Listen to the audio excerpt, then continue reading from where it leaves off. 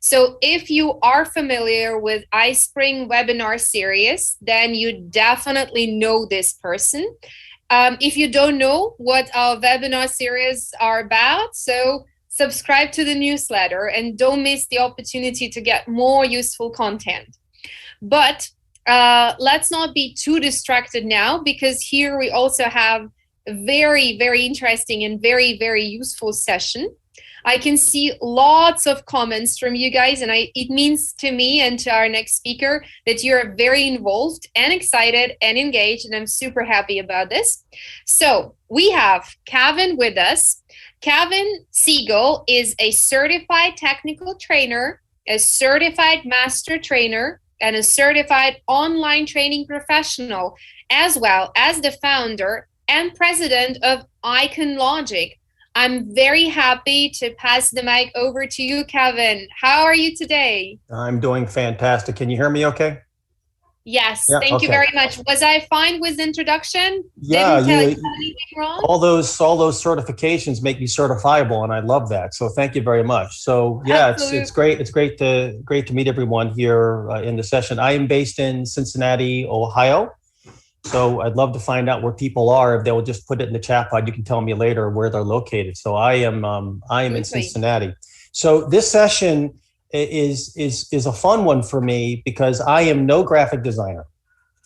Yet I am often asked to create graphic designs, and I don't have the support that I would love to have to do the graphic designs. And what I want to talk about during the session is some of the things that you can do. So let me just tell you. You did introduce me beautifully. There's a picture of me from many years ago when I had more hair and was a little bit thinner, I guess. But what I do for a living is I teach full time. I've been teaching now for 30 years. And most of the classes that I do are online. So when the pandemic hit, I didn't lose a beat. I just kept doing what I've always been doing. Not that I don't teach live on site, but I'm happier live online with no travel.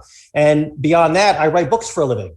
And you can see front and center in those books is my little picture of iSpring Suite 10. I've written a couple books on iSpring, iSpring 9, iSpring Suite 10. And that book is available, and I want to let you all see that it's available on my website. But we also have a raffle. We're giving away 10 copies of the book, the digital version. So we're going to do a blind draw, and I have a form you'll fill out just with your email address and your contact information, and they're going to give that to you right somewhere with a link you guys can grab the enroll and register for that. It's going to be absolutely free.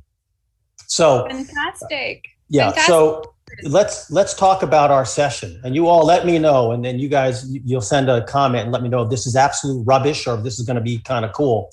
I want to talk to you about when you design your e-learning, whether you design it in any program, but I'm specifically talking about PowerPoint, so that it can be right away ready for iSpring, which I love to use. Or if you want to use a different tool like this, these PowerPoints will import into Camtasia, into Storyline, into Captivate. The rules remain the same.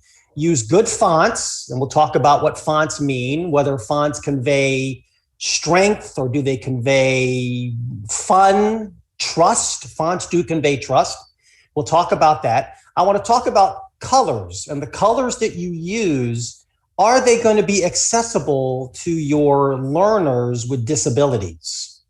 So there's a really cool tool. I'll show it to you real quick. I'll pull it onto the screen, and I think you guys can see this, confirm this. It's called the Color Contrast Analyzer, CCA. Are you all seeing that?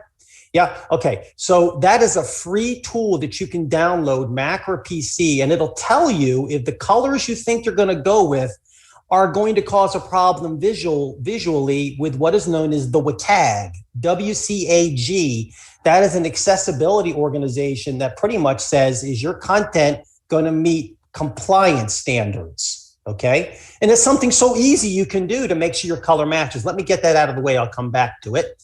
I want to talk about some design makeovers. I'm going to show you some before and afters and kind of get your opinion on how does it look now. And I'm going to tell you, spoiler alert, there's one that is visually a kaboom with your eyes. You got to be careful. And it's been made over. And I just want to feel, do you guys think the makeovers are better? Now, design makeovers are like baking a cake. Some people are going to like the recipe and some people aren't. So designs are not, there's no one design that's going to fit everybody. Okay. So I'm just saying, generally speaking, is the design makeover better? And then I want to actually do a design clinic. And if you have PowerPoint 365, Office 365, you can follow along with me and actually do a fun activity with me in real time if you want to. You just need PowerPoint, nothing else. It won't cost you anything else.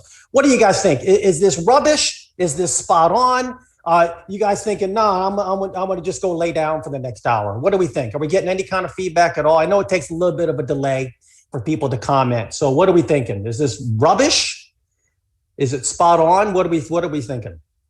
So far, Kevin, I've received so many comments about the geography of our participants. But apart from that, we'll get back to that a little later, I believe. I just want to say that some people are texting that you look awesome, Kevin. So it means that we have some fans of you, not necessarily of the design that you've just mentioned, but let's me. have a look. Yeah, yes, absolutely. I thought maybe in a previous life I'd be a male model. I didn't do it. I decided not to. I decided to do this. Who knew? Yes. Who knew, So one other Kevin? thing.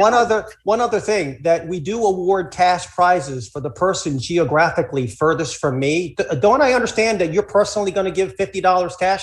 So we need to find out geographically who is the furthest away from me. You can figure this out later, not now. And by the way, not my money. No, not my money. iSpring money. No, don't talk to me. We have to discuss that with iSpring then. Anyway, speaking of the tools and the question that you've asked about rubbish or not, so far I have only positive comments like amazing, great stuff, fantastic, exciting, awesome, love it. I'm going to move on. Then I'm going to do it. Okay, I'm going to move. I was going to throw this away and get another one if you didn't like this, because I've got like 9 presentations prepared. Here we go. So let's talk now about fonts, okay? So fonts in e-learning. So basically what you all have to understand that there are 2 categories of font. Serif, you can say serif if you want to be slicker, but serif, and sans serif. I have an example of both for you. A very common font being used when you go with serif. Those are fonts that have little feet underneath of them. So if you think of the letter T, the horizontal stroke on that T, that's a serif. And in print documentation, a serif font actually is helpful. It helps guide the eye across the page. So if I've got a piece of paper here and I'm trying to read it, the serif fonts actually guide me across the page. That is actually the reverse in on-screen visuals. What you may not realize is that if you use Times New Roman in your e-learning and you have a fair amount of text on your screen, which I'm opposed to, you've automatically made your content harder to read. You may as well make it really, really tiny and make it blink if you're going to do all that. You made it hard to read. So straight away, if you go with a sans serif font, and a very common sans serif font, Arial. You've all heard of it, Arial. Helvetica on the Mac. There's dozens of them. The most popular font in the world for website design, and you e-learning developers can take a page from that book. The most popular font in the world beyond Arial is Verdana. It's a very clean font, Verdana, Verdana, Verdana, D-A-N, whatever, Verdana, okay? So let me just show you now examples of fonts. So this is a font that you see on your bank when you go to log in. And it's asking you to put your login and your password. Are you gonna proceed when you arrive at your bank facility and you see that? What are we thinking? Are we thinking, yeah, I'm putting my login and my password here because I'm thinking this is gonna be fine with that wacky font? What do you think? Are we getting some? Absolutely. Because if you're getting absolutelys, I would like them to send me their bank account number and I'm happy to log in on their behalf.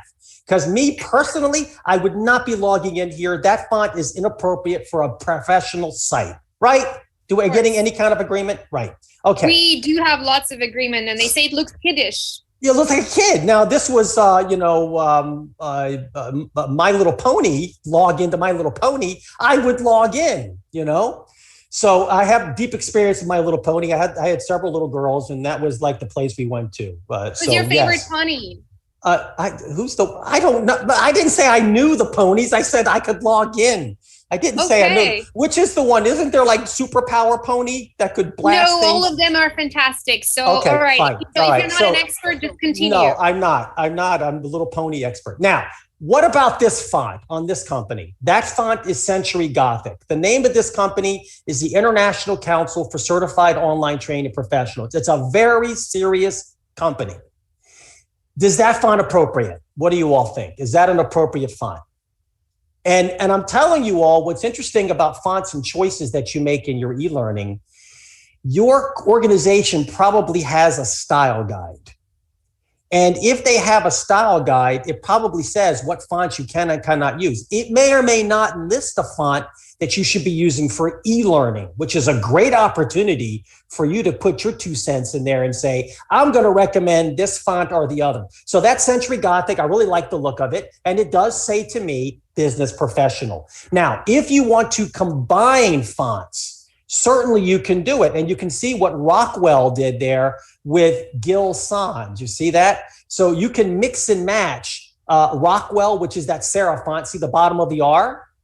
And Gil Sans, I'm not saying paired with. Don't put the word paired with in there. That's just a visual. But the Gil Sans and the Rockwell work together. You can see Verdana underneath Georgia. Right here is the Verdana. See, it's a very clean font. I love it.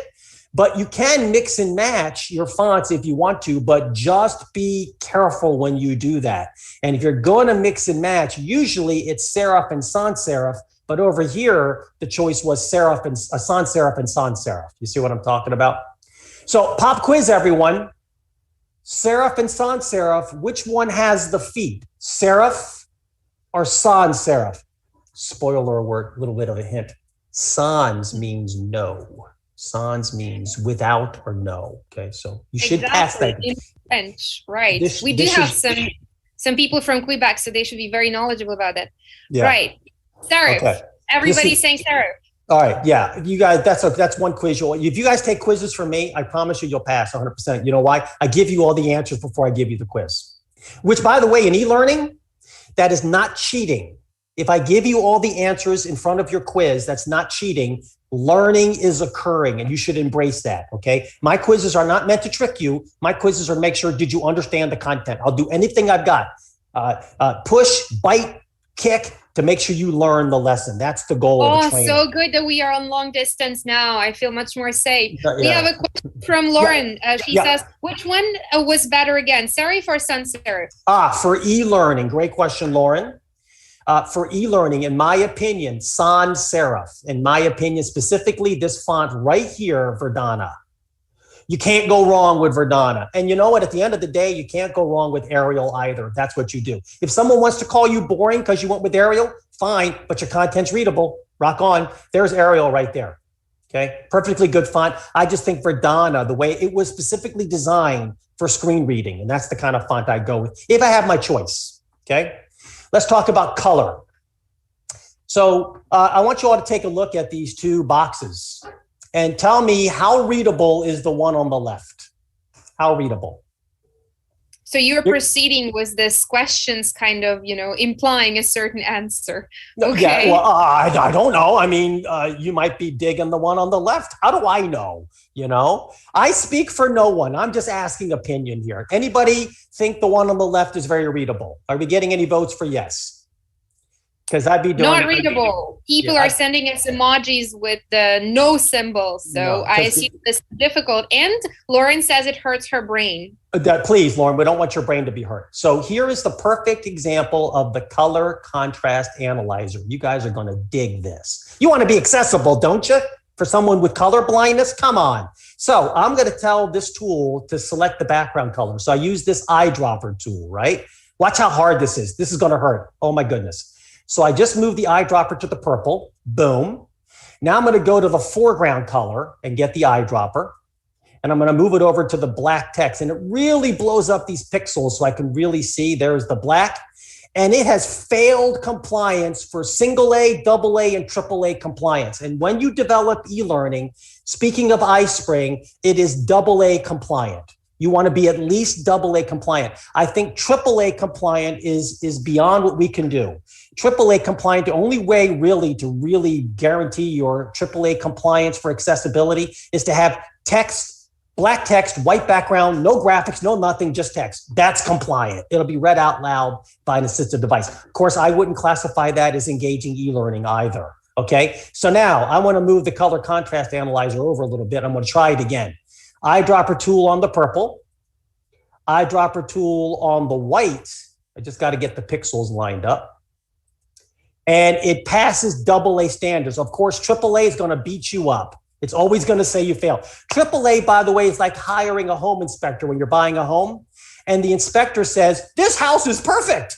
I would move in right now. I wouldn't even think about anything. I'm not moving in. I'm like, you didn't find anything? Not a thing. Move in. No.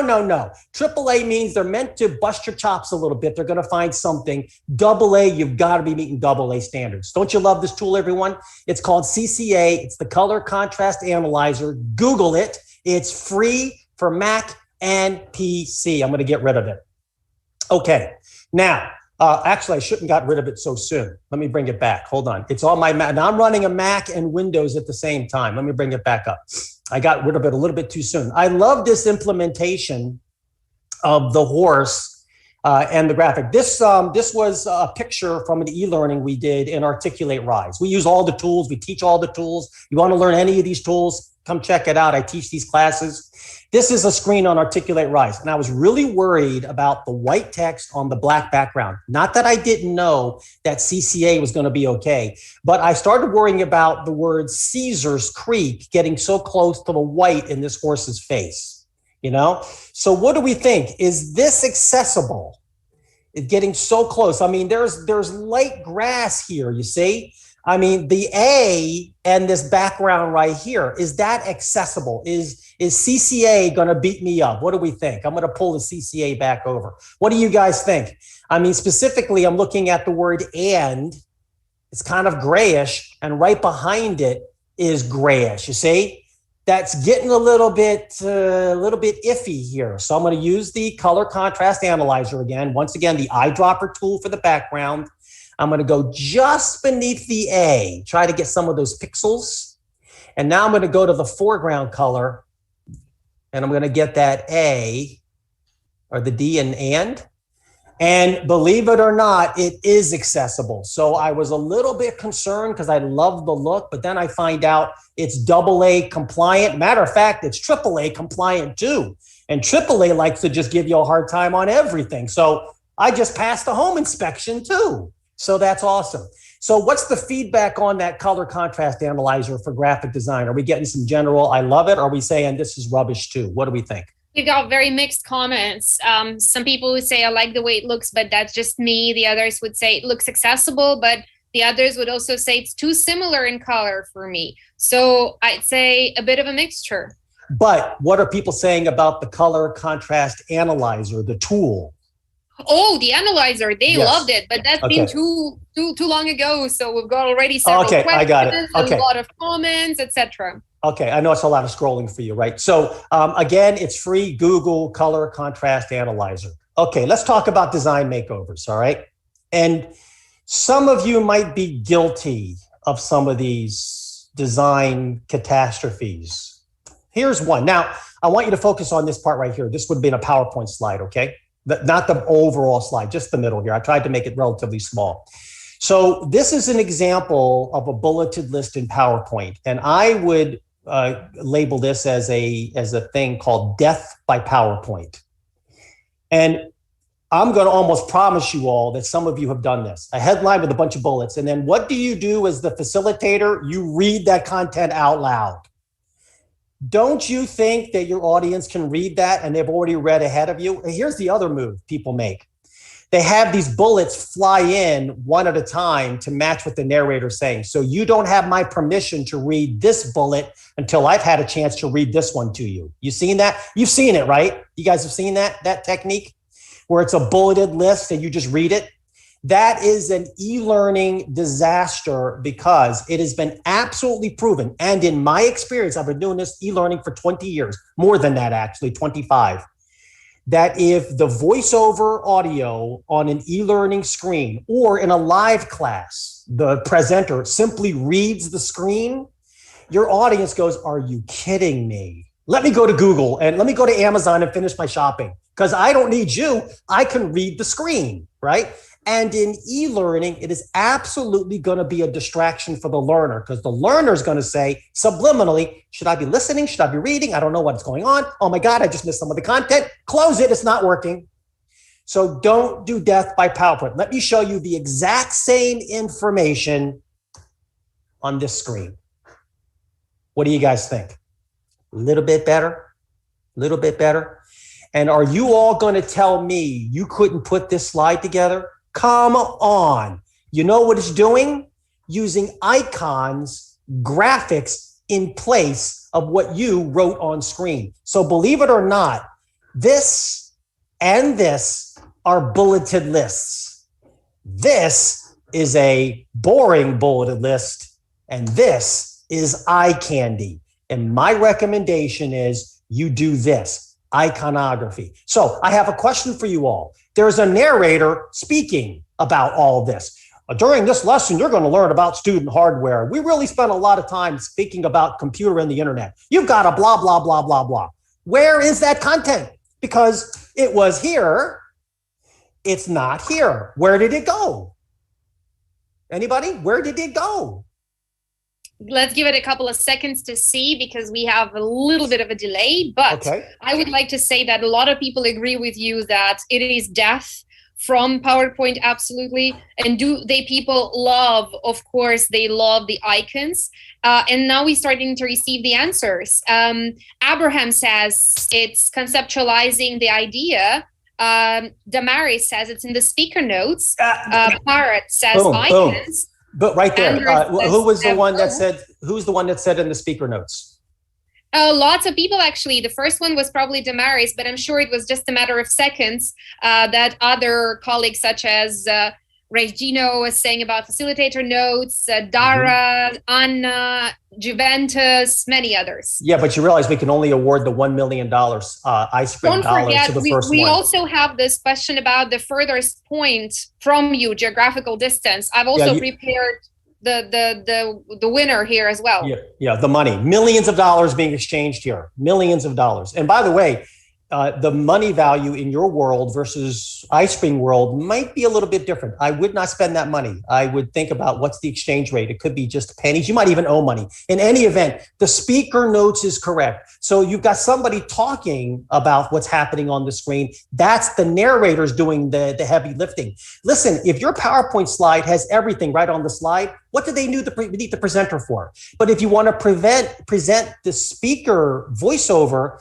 put it in the speaker notes because that actually in iSpring translates to the transcript, which becomes the interpretation of closed captions. It's not true closed captions. There'll be a CC button on your play bar, but the transcript becomes the captions. You definitely should include it. So you put the speaker notes in the slide notes. Brilliant. You don't put them on the screen, okay? Here's another makeover. Here's another bulleted list. This one's not terrible. It's got colors. It's not as dense as the previous one. Here's the makeover. So in this case, we used icons with some text. You see, you can combine. It's okay. No one's going to beat you up. It's okay. But just adding the visuals has added a pop. Right? And those are just icons, easy to get. I'll show you how to get them. Okay. There's not much of a wow factor here. I'm actually the reverse of wow, right? So this is a slide telling you, you got to wow people. You got to get them excited. And then you present a slide that doesn't get me excited, doesn't get me wow. I'm like, thanks a lot for nothing. This one has got the wow factor. And all I did was take the words, the wow factor, and make them the graphic. So the words are the graphic. That's the cheapest graphic ever, people. It doesn't cost you anything. Just make it bigger and give it a pop of color. Right? Before, after. It's the same thing. Concept, right? This one's the eye bleeder. This one's the eye bleeder. You guys got to calm down about this one. People are being so impressed as if you are showing like magical tricks on stage. They're like, Wow, what is that? Wonder Well, no, Art. this one's gonna do it because somebody in the room right now did this slide. Somebody's responsible for it. This slide is saying, this is 1980 and I want my PowerPoint back because PowerPoint does that word art thing. That's 19 something clip art in the bottom there. Have you guys seen this? So I'm like, no, no, no. And I got to tell you something. That's not a 1980s thing. I actually saw someone's PowerPoint deck. It was a government presentation. It kind of looked like this.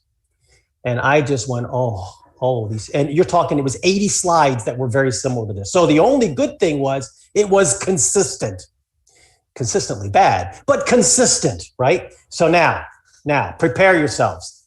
There's no way you can fix the slide. There's no way. Only you can. Same slide. And let me tell you all something. If you can choose between clip art, I love the fact that she's using a PS2 computer, not a PS. It was one of those original IBM computers. Yeah. First of all, don't date your images for crying out loud, right?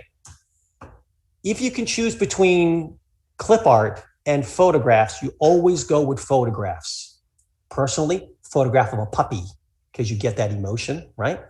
But if you can get a photo or a pony, yeah. But if you can go with a photograph that shows eyes, people are always drawn, believe it or not. You can argue that you didn't do this, but I'm telling you, everybody looks at the eyes, which is why when I'm talking to you and you look down at your feet, I start doing this. I'm talking to you because I'm trying to make, what am I looking at? Your mouth? No, I'm looking at your eyes, right? So when you look down, it's because you're shy. That means I'm like, trying to get your attention. I'm waving, But you see, this person, the eyes have motion. Her eyes are looking at the headline. Newspapers do this too. They'll not newspapers so much, but magazines like Sports Illustrated, they'll have an image where you look at the text. They want you looking at the text. Advertising does that to trick you. Articles do it for flow on the page. It's called the reverse S theory. You get the eye moving across the page. So if you're going to put an image on the page, put the image with the person looking on one side and your text on the other, because the text is boring. The image is exciting. I want to look at the image. Oh, it's on the job productivity. But you guys love this one, right? You love this one. Here's another one. Now, this one's not so bad. It's simply talking about bullying. Oh, look how sad that little girl is. I actually know her. She's very near and dear to me. And she's not sad because she was bullied. She's sad because she couldn't have a third ice cream cone. I know her. She had 2 ice creams and I said, you're not getting a third. And that was the look I got. And I took that picture years ago and I've used her in my presentation ever since. She's asking for copyright royalty now and compensation. I'm like, no. But that's talking about bullying. So really it's a serious subject, but and there's nothing wrong with the slide. You've probably done something similar, but you could have done this before. Bam. Wow factor. Before. Knock your block off, right? Come on. All I did was made the picture bigger, fill up the whole slide, right? So it bled off all edges. And I made the text on the left and right aligned it for visual appeal. And I am not a graphic designer. I'm actually a terrible designer. But I put this slide together just to show you what I'm talking about. And if I can do it, as incompetent as I am at design, you can do it too. What do we think?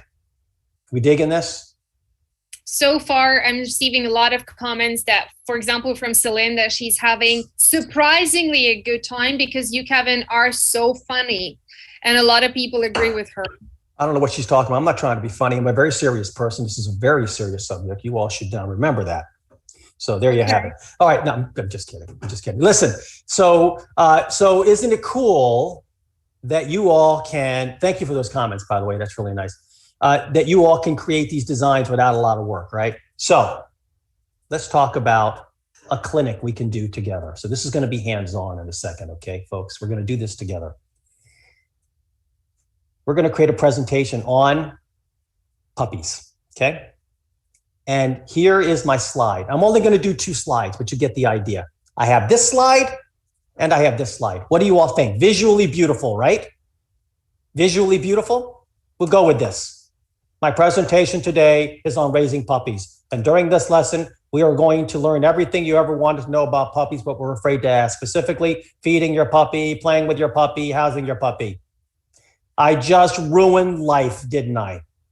No. We can't do that. People are asking for more puppies, please. More puppies. I'm going to press escape because I'm not going to stop screen sharing. I'm going to press escape so you all can see my PowerPoint. And I swear you were going to do this together. So remember, the slide was, let me scroll down to it, feeding your, raising puppies. So file, blank project. Okay, join me. Okay, so I'm going to just click here where it says your title. I'm going to type raising. God, I can never type when I'm on screen. But how about just puppies? Because I can't spell raising. I can't do it. Now every time I spell it, it looks misspelled. I can't do it. I don't know. R-A-R-E-B, whatever. So right away, PowerPoint starts saying, hey, listen to me. You said puppies. I'm smart. Here are some designs for you.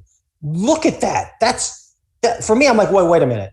And when I first saw this in PowerPoint, I went, stop talking to me. You don't know what you're talking about. I know better. So before I even do anything with the design ideas, I'm going to go to the insert tab on the ribbon. You guys are about to pass out. This is so cool. First of all, if you go to pictures and you choose stock images, there was a time when this was a joke. There were no stock images that I wanted to use.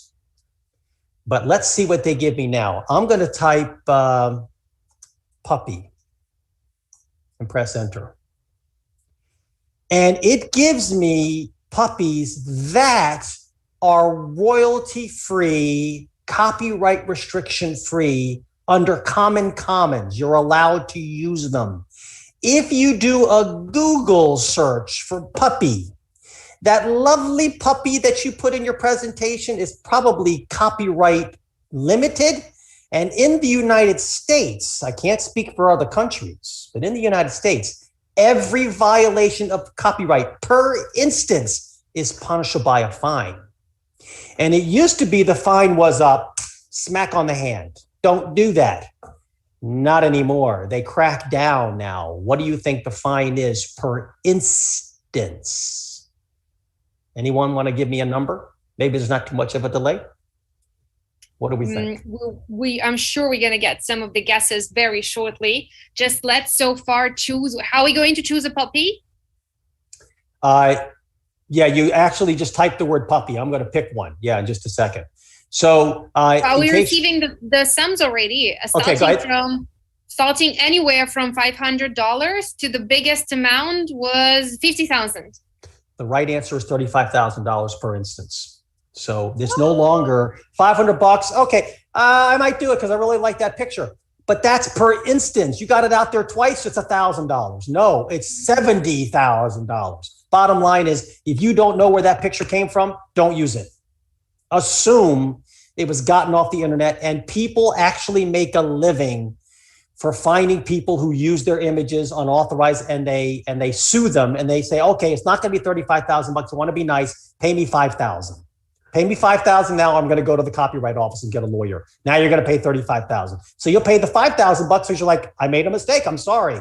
It's kind of a bummer. So look, I'm going to go with, I got to go eeny, meeny, miny, mo. I'm going to go with this one right here. No, can we please choose the Shiba Inu one? The what? The one to the top right corner. Please, if I may. I've been a good co-host, right? Yes. I feel like I will do it. All right, so I'm going to pick that one only because I don't know, something willed me to do it. I just felt like that one called to me. So I thought this one at first, but I went, no, this one's so much better. So I'm going to click insert. Of course. Now check it out. So the puppy's going to get added, right? Okay, now it's not any great shakes. I mean, it's floating in the middle of my screen. Now I got to resize, I got to move my headline, or I could stop fighting it and just go, what's this one going to do? Design idea. Boom, done. Slide's done. Move on to something else. Don't like that design? go with this design. Why are you fighting this? Just do it, right? So it used to be that PowerPoint was not very good with its design ideas. It's like, who designed that? These are world-class designs, I'm telling you. I've worked with some of the best designers around, and they would do something just like this. And now I'm thinking, well, if you were going to do that, why don't I just do this? And I think I saved a little bit of money too. I can do it myself. And each of these designs is appropriate for your use. It's just a question of which do you like better. Oh, I kind of like this one. I mean, come on, just go with it, right? Have some fun. I'm actually going to go with the one. I like full bleed images. I really do. You always saw that with the horse one. So I'm going to go with this one. Okay. Now that's just one slide, right? We got to talk about what you're going to learn. And by the way, in the speaker notes area, I would cite something like welcome to blah, blah, blah, right? So you put your speaker notes right there. And I'm telling you, if you've got iSpring on your computer, it's going to be an iSpring tab right there. And this is going to bounce into e-learning in 10 seconds. I'm telling you, it's going to knock your socks off. All the heavy lifting is happening in PowerPoint. And by the way, iSpring Suite also has a collection of assets you can use. No offense, iSpring, there's more in the Microsoft PowerPoint. So you use both, right? So I'm going to go insert a new slide. So I'm going to go to new slide, and I'm going to choose title only. And I'm going to type lesson overview. Okay. Mm-hmm. And I need icons to represent playing with your puppy, housing your puppy, that kind of thing. What can I do? Google search, right? Don't do a Google search. Insert. Icons. PowerPoint comes with icons too. So I'm going to type puppy just to see what they've got. Press enter. Oh, okay. I kind of like this one, the dog playing. Boom. Insert it. I'll put it to the side. Please note that these icons can be resized any size you want. They are SVG graphics, so no matter how big you make them, they will not blur like a JPEG or a GIF will. They are SVGs. Incredibles. SVG stands for Scalable Vector Graphic. They're included for free. You don't have to think SVG. Just think, well, no matter what I do, it's going to look good. There's one picture. Icon, right? It's an icon. Go to the Insert menu, tab on the ribbon, go to Icons.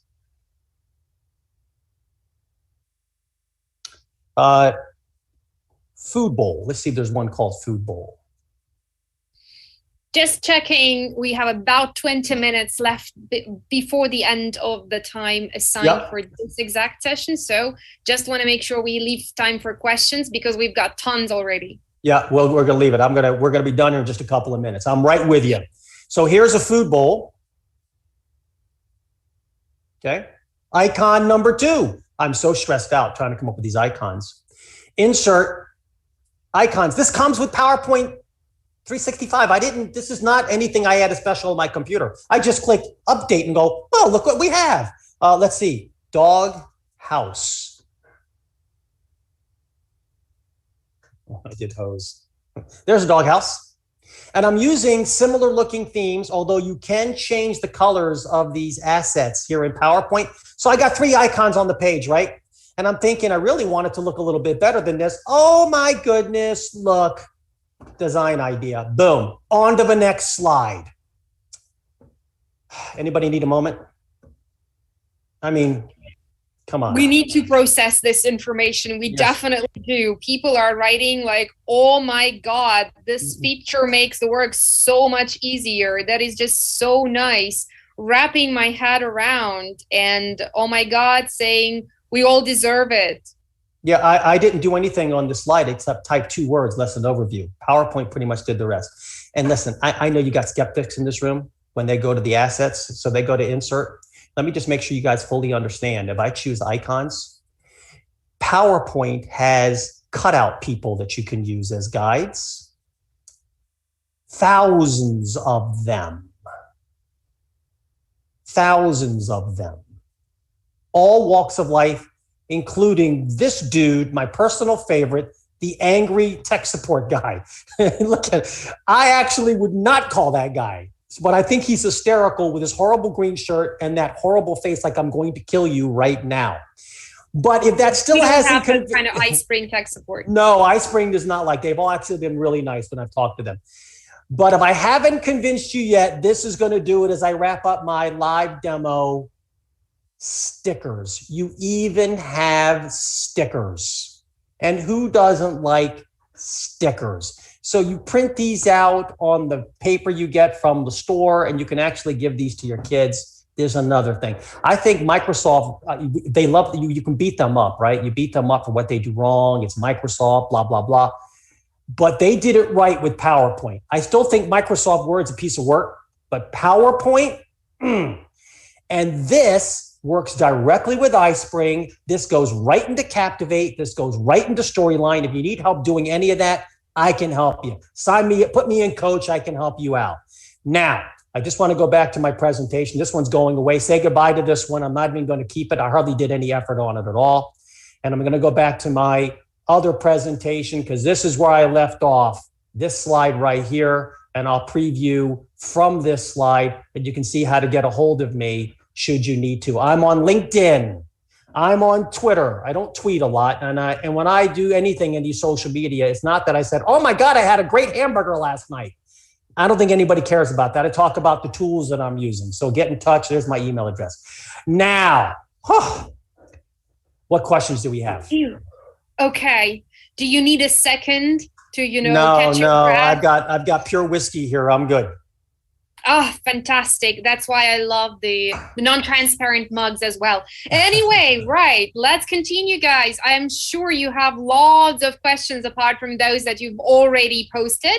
So let's begin with the ones that we have received from the very beginning. Let me know, Kevin, if any of those are not the ones that you're eager to take. Maybe some techie guys would be happy to help, but I'll go through the ones that I have received. The first one is from Celine from Canada, from Quebec.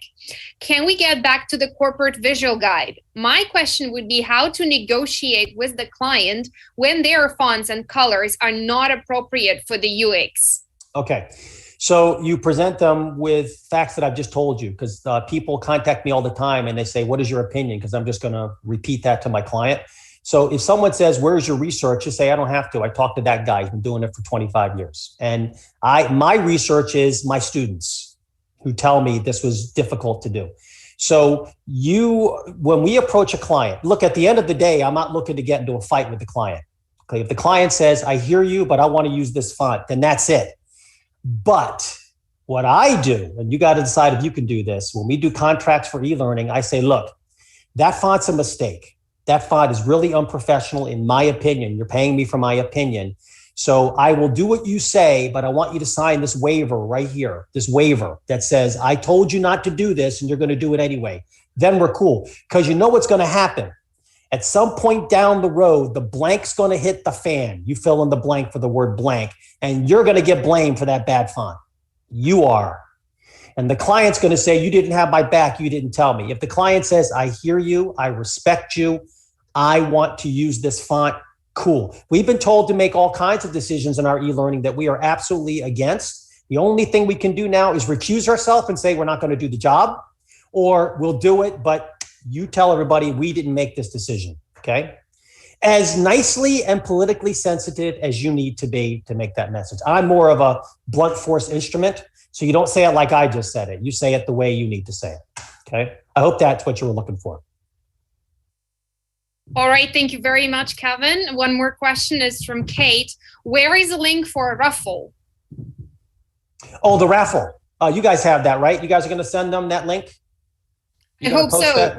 You mean iSpring team should do that, right? Yeah, it's the one I sent you. Yeah, it's the one that goes to, it's a Google form. You guys will fill it out. They'll present that to you. It's something I presented to you. Fantastic. Thank you so much. So you guys have that. So I think they'll post it. You guys are going to post it as support for the conference. Okay. I guess we should be there, right? Yes, here we go. We just copied the raffle link, right? Fantastic. So the other question is from Robin. My Mac says that it could not install the CCA checker because the developer could not be verified. Go to your security settings and allow it. You have to verify it depending on your version of the Mac. Now, you just saw that I had it on a Mac, so it definitely does. but you have to go to your preferences and acknowledge that it's okay, because it'll treat it like a malicious program. I mean, it doesn't know. So your Mac's trying to help you. So you have to go to your system preferences, security and privacy, and allow it. I'm pretty sure I had to do it too, but I can't remember having to do that. But now look, if you're not an admin on your computer, it's not going to want to install. You'll need admin support for that. Okay, great. Thank you for this answer. David is also asking, is including a video with the slide to make it flow better a good idea? I'm a fan of video. Yeah. So put video in. Just remember that video can never be interactive. And iSpring has all kinds of tools to let the learner engage. So engagement, by the way, is audio. Engagement is video. Engagement is not text on a screen that you want me to read. That is not engagement. And images are better than words. So iconography, right? That's the term you also be taken away. And video. Do keep in mind that video will bloat your project unless you're referencing a YouTube video. The problem with referencing a YouTube video, watch out, because the YouTube video will end with all kinds of inappropriate content that you don't want people to see as an ad, right? So that'll pop up on your screen. So I got to think now, does iSpring Suite let you put in parameters for the video to hide the ads? I think it does, in which case you would make sure you put that hide ad parameter in there. Okay. But yes, bottom line is videos are good in e-learning. People expect them short and sweet. By the way, the longest any one of your e-learning lessons should last, a module, is between 3 and 7 minutes. That is the perfect playtime before your learner gets distracted or stressed out, because we're all busy, we're all distracted, right? I am not saying, let's be clear, I am not saying that your whole course lasts 7 minutes. I'm saying that one piece of the course is 7 minutes. Now you got a second one. Now you're at 14 minutes. Now you're at 21, some of them are 3 minutes, and you should vary the distances, right? Some are 3, some are 7, not everything exactly 7. Cause I'm like, oh my God, 7 minutes. So 7 minutes, you can teach a tremendous amount, and cumulatively you've got your course. That concept, by the way, is called chunking. You chunk your content into easily consumable, learnable objects or pieces. What else we got? We got so many things, Kevin. So let's proceed. A very connected question from Emily. Is it possible to include videos that are in an MP4 format, but not uploaded or linked from YouTube? Yes, MP4 is what you would insert directly into a slide using, I think it's using PowerPoint insert video versus using iSpring Suite. I have to look at the tools. So iSpring Suite has its own collection of tools for handling audio. You don't add audio in PowerPoint, you use audio in iSpring Suite. So you add the video through the iSpring Suite tab if it's there. If not, then you would do it in PowerPoint. Or if you're using Captivate or Storyline, you would do the videos there. Don't put the videos in PowerPoint. Add those in the e-learning tool. It's just it's gonna give you more choices for play bars and playback there versus PowerPoint. Okay. So no audio, no video directly in PowerPoint, unless I have to look, does iSpring let you put video? And I think it does. Great, okay. Great. We've got about 10 more minutes before we definitely have to say goodbye to you. So let's use this time productively. One more question from Emily. I think it's a very relevant one. We currently use Canva to create graphic design content for our business. Not always the most tech savvy. Does anyone know if you can add Canva creations to PowerPoint? Tell me the name of that program again. Canva? I don't know that program. So I don't know that program. But here's the thing. If that program can export as JPEG, GIF, or SVG, the answer is yes. Because those are PowerPoint supported. So yes, then the answer is yes. Fantastic. Great. Thank you. Lauren asks, how do you respond when your virtual classroom gives you blank stares with little engagement?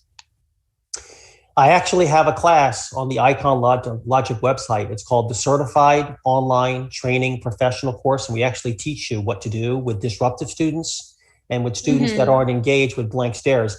And I'm gonna tell you right now, teaching 25 years live online, 20 years live online, I have never had a class that wasn't fully engaging. And I've never had students give me blank stares. Sometimes they don't get my sense of humor, They don't get that. That's one thing. But I don't come out and say off-color jokes either. I'm not a comedian like that, okay? So jokes are always problematic because you didn't think that was funny. So I'm not going to do that, okay? I never cover politics, never cover religion, never anything personal, okay? So I engage my learners directly, and there's all kinds of techniques you can deploy in a live class like this one. Like, for instance, I can't call on you individually because I don't see your names, but normally I'd be calling on you individually, but you all are doing that for me. But there are all kinds of engagement tactics, and we cover it in that class. It's called Certified Online Training Professional, COTP, at iconlogic.com. 2-day class. There's actually a class coming up in July, if you're interested in that. We'll teach you everything you need to know about engaging live and how to incorporate asynchronous or e-learning into a live event. So just like ours. Just like this one. Yep. Exactly. Okay. Thank you very much, Kevin. A question from Damaris. Thoughts about creating a Google slide and then downloading to a PPT. What do you think? Pros and cons? Okay. So I believe the Google presentation converts to PowerPoint. Yeah. I believe that's the case. It'll save as PowerPoint. I don't use the Google slides. So once it's in PowerPoint, you're good to go, but there's no going back. PowerPoint doesn't go to Google Slides. Now, unless Google Slides can import the PowerPoint. The problem is... It does. It does go back to Google Slides. But here's my concern. Keep in mind that when you take your PowerPoint and you're going to use the iSpring suite to make e-learning out of it, if you have a PowerPoint presentation called Bob, the minute you go to the iSpring suite tab, and I'll show it to you, everyone, here.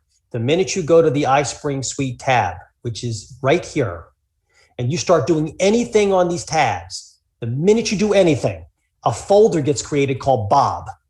So there's the Bob PPTX and there's the Bob folder, okay?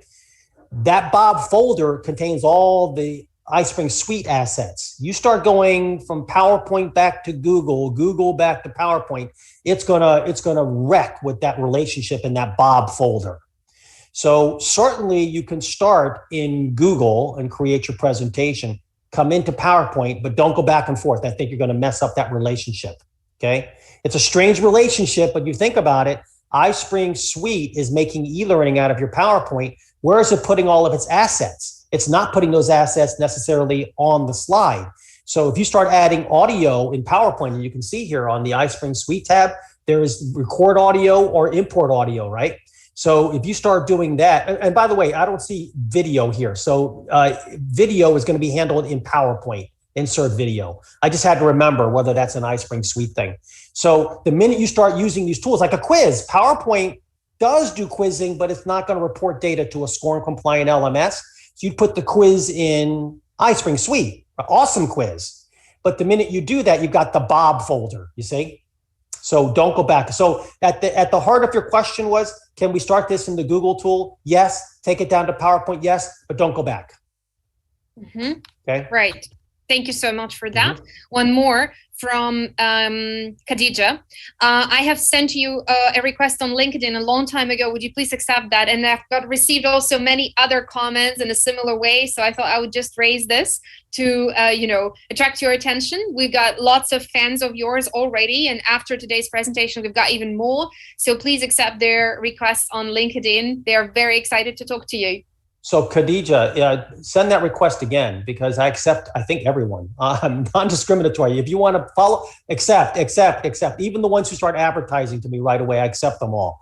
So yeah, send that request again. Okay. Oh yeah, I'll just take, I say hi to everyone. It's fine. So if I ignored you, I must have sneezed. When I clicked yes, I must have clicked no. So send it again. All right.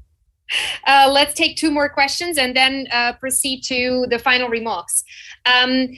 The question is, can a custom folder of company branded icons and images be added to PowerPoint?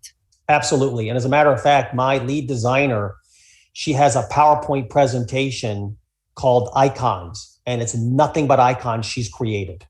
So she just keeps a slide with this. It's got hundreds of slides with thousands of icons she's built over 15 years. No, we don't give it away. No, she doesn't do that. It's a lot of sweat of the brow equity there.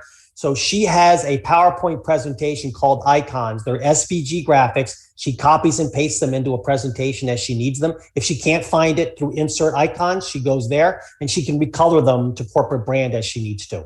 So yes, any slide, you can put your icons on a slide. And what you do is if you want to have the icons in a live presentation, you just right click the slide and choose hide the slide and it won't output. You see? So you have this slide with all of your assets that you're going to use over and over and over again. The answer Fantastic. is yes. Okay, great. And the last, as I promised, Estella and many others were also asking the same question about the CCA, this tool that you've used. When they were Googling, they received a long list of options. Could you please repeat the name of the tool that you have specifically used? Yeah, it's called the Color Contrast Analyzer. I'll bring it up again. And color, C-O-L-O-U-R, the European spelling of that. Okay, not the British American. spelling. Yeah, C-O-L-O-U-R. Let me bring it onto the screen. It's on my other monitor. There it is right there. Okay. So you Google Color Contrast Analyzer, and analyzer is S-E-R, not Z-E-R. That may have been what people are spelling as well. Yeah. Okay. That's what I Googled and found it real quick and then downloaded it. Right. Okay. So Kevin, we'll be wrapping up here again, as I promised to finish in good time. I wanted to say a couple of things before we finish. First of all, it would be fantastic if you could share the link to your class, the one that you mentioned, the training in July, I believe, again with Nadia, and she'll be able to forward that in the chat with everybody, because people are asking multiple times about this seminar, the dates, the time, etc. So I think everybody's very excited and interested. And two more things. First, I want to say that the one who is really far, far away from you, the person who was supposed to receive money, I don't know whose money, I've got no idea, it's your responsibility from now on, is the person from Johannesburg, South Africa, the city I've been to. I loved it very much.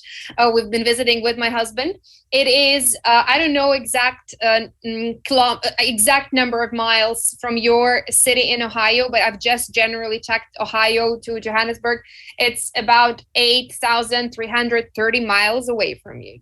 He wins. So wins $1 quadrillion.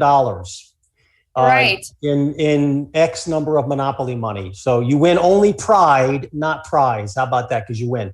By the way, the link to that class is iconlogic.com. That's easy enough, right, everyone?